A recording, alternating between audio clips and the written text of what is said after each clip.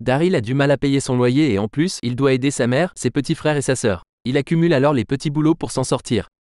Il est à la fois guide pour les visiteurs de son université à Stratford, serveur à la cafétéria, livreur de colis, ramasseur de déchets du campus, donneur de sang et de sperme. Il vend même ses cheveux, tout ça pour avoir quelques sous en plus. Chaque année, la société SmiceBates recrute un élève, le meilleur. L'objectif de Daryl, c'est de se faire recruter par la société SmiceBates en tant qu'analyste financier. S'il est embauché, il peut gagner jusqu'à 60 000 $ par an et subvenir aux besoins de sa famille. Il est vraiment doué en économie donc il n'a rien à craindre. Sauf de son principal adversaire et rival, Scott. Il vient d'une famille riche qui est déjà dans le milieu de la finance. Il ne cesse de rabaisser Daryl aux yeux de tout le monde, y compris les recruteurs de SmiceBates. La société ne va prendre qu'une seule personne sur les 5 finalistes sélectionnés. Daryl voit ses chances diminuer quand il parle des conditions pour être reçu. Être un sportif qui est tout sauf lui, à moins que donner du sang ou du sperme ne soit un sport. Et être dans la fraternité de Kappa dont le président est Scott. Il se met alors au hockey sur glace et supplie le coach de le prendre. On le fait passer un test en étant gardien de but mais il est tellement nul. Une vraie victime. On repasse la scène juste pour le plaisir de rigoler. En attendant, la situation financière de sa mère se dégrade de plus en plus. Daryl ne sait plus quoi faire. Le lendemain, il voit alors une affiche venant du professeur de neuropsychologie qui cherche des personnes pour une expérience. Des essais sur cobayes humains. Daryl est le seul à vouloir continuer l'expérience car les autres participants se sont rétractés après avoir entendu les effets secondaires. À vrai dire, il a dormi pendant tout ce temps car il était vraiment fatigué. Il arrive dans le labo, le professeur lui réexplique les effets du produit et lui dit de ne surtout pas dépasser les doses prescrites par jour. Mais rien n'intéressait Daryl à part l'argent qu'il va toucher. Le professeur lui donnera alors 3 000 $ une fois l'expérience terminée. Dans la scène suivante, Daryl rencontre Janice. Elle lui plaît vraiment beaucoup. Dans le but d'intégrer Kappa, il essaie de gagner la confiance de Scott, mais Scott le renvoie et l'humilie parce qu'il ne méritait pas d'être là. Dépité, il rentre chez lui et s'injecte le produit vert luminescent. Le lendemain, il se présente à l'examen écrit du concours d'entrée chez SmiceBates. Il constate que la réceptivité de ses sens sont multipliées d'au moins x10. Il ne contrôle plus rien. Daryl se met à hurler sur tout le monde. D'autres étudiants font trop de bruit. D'autres puent. Ah, c'était lui qui sent pas bon. Et d'autres portaient des bijoux qui l'éblouissaient à en crever les yeux. Il a fini par être renvoyé de la salle car il dérange trop les autres candidats. Ensuite, il présente maintenant les effets secondaires. Comme les démangeaisons autour de l'anus. Il s'est plaint auprès du professeur, mais celui-ci lui répond que c'est passager et qu'il faut qu'il se focalise sur un seul sens, et de se concentrer. À la fois pour pouvoir exploiter au maximum ses nouvelles capacités, mais pour que les démangeaisons s'arrêtent aussi. Il part et emprunte quelques affaires du professeur pour soulager ses démangeaisons.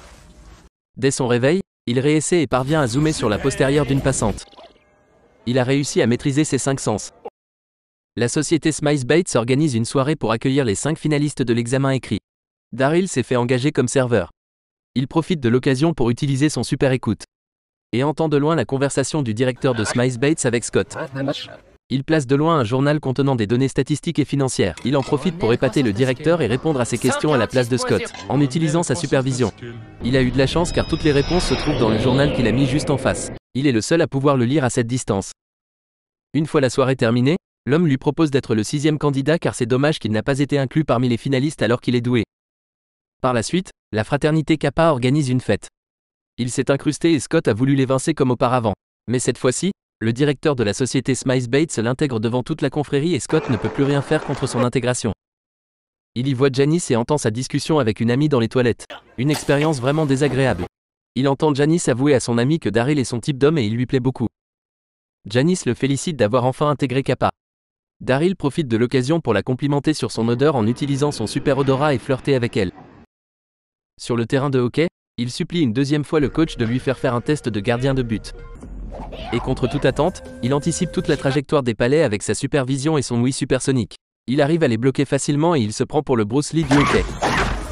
Il intègre ainsi l'équipe. Toutes les conditions sont réunies. Enfin, dans la scène suivante, Daryl arrive dans la salle d'attente de la société SmiceBates pour un entretien individuel. Il entend toute la discussion du directeur avec Scott.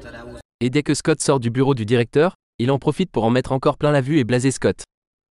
Le directeur l'apprécie beaucoup et lui offre une place pour aller voir un match de basket, dans le but d'impressionner un des potentiels clients de la société. Comme ça il peut marquer des points aux yeux du conseil d'administration, puisque la concurrence est rude. Il passe sa soirée avec Janice. Ils s'embrassent. Et vu ses sens très accrus, il éjacule dans son pantalon avant même de tenter quoi que ce soit avec elle. Le lendemain, il trouve que c'est une opportunité à saisir et décide de remplir une grande bouteille à la banque de sperme. Dans la soirée, à J-1 du match, avec sa logique bidon, et en ignorant les avertissements du professeur, il s'injecte une double dose du produit et va dormir. Une fois réveillé, sa vision est trouble et ne voit strictement plus rien. Il devient mou et n'arrive même pas à marcher. Il arrive quand même au labo du professeur et lui avoue qu'il a pris une double dose. Le professeur lui prévient donc que pendant 3 jours, il perdra un de ses sens à la fois. S'il voit bien, entend, peut sentir les odeurs et peut marcher, c'est qu'il a perdu le goût. Et s'il entend, son odorat est bonne, s'il a le goût et qu'il peut marcher, c'est qu'il ne pourra pas voir. Et ainsi de suite. Pauvre Daryl. Alors que tout se jouera pendant ces 3 prochains jours pour avoir le poste chez Smiles Bates, il est devenu sourd-muet. Daryl, accompagné des 2 directeurs de Smiles Bates et du fameux client, sont maintenant au stade. Le client lui parle mais il n'entend rien. Après qu'il est allé chercher de la bière pour le client, Daryl est devenu subitement aveugle et va sur le banc des joueurs. Le joueur est exaspéré et le jette au loin sur le terrain. Le client s'est tellement amusé en voyant la scène, qu'il a finalement signé le contrat. Il s'en sort pas si mal finalement. Par la suite, une fille de l'université est venue le séduire dans son appartement. Elle l'embrasse mais il a perdu le sens du toucher, et il a eu une panne. La fille est furieuse et déçue, et s'en va. Janice la croise dans le couloir.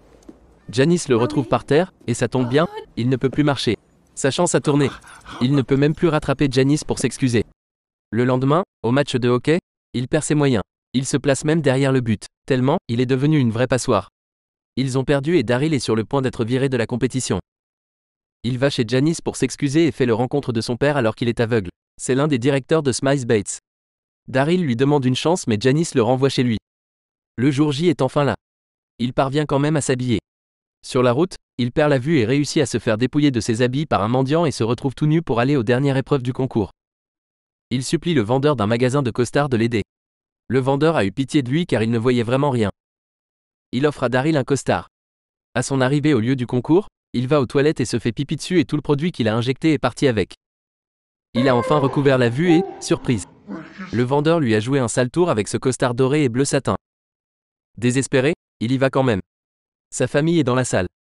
Et quand il a vu Janice arriver dans la salle, il a tout de suite repris courage et affronte le jury sans problème. L'épreuve commence. Il parvient à devenir l'un des finalistes. Face à Scott, il commence à remporter des points et jusqu'au bout, il est resté le meilleur. Il a finalement gagné. Et tout le monde applaudit.